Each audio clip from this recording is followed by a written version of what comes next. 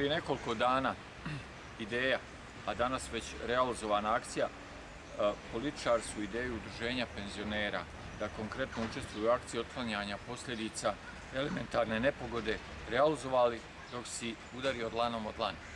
Ima jedan problem, čista misterija. Kako će podijeliti novac od... Idem do predsjednika penzionera, pa da vidim gdje ću potpis, kako pismeno to tražiti. Dakle, da ti vrati novac nazad. Vratiti. Zato što su ga uzeli? Uzeli bez znanja, bez pitanja, bez išta. Ikakvog dogovora, ikakvog... Bez nepravedno su uzeli.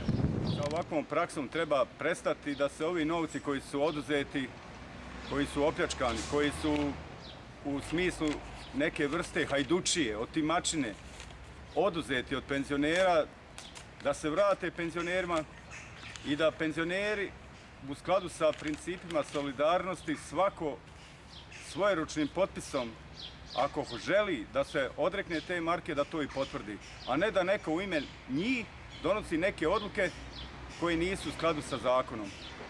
Mislim da bi tužiteljstvo federacije imalo prostora i svih korpus delikt elemenata, znači da pokrene krivičnu odgovornost onih koji su donijeli jednu takvu, po meni, kriminalnu odluku. Prijedlog koji samo jedan mjesec iznosi više od 1 miliona maraka je dobio svenarodno jedinstvo. Nikoga ne želi, niti vjeruje u njegovu humanu korisnost.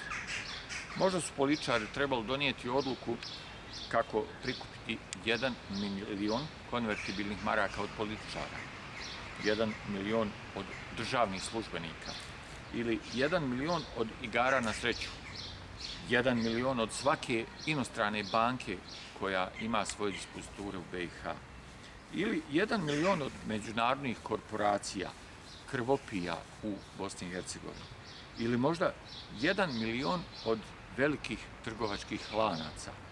Spisak je veliki, zar ne? Političari su svoju snagu trenirali na penzionerima. Svoje nalogodavce ne diraju.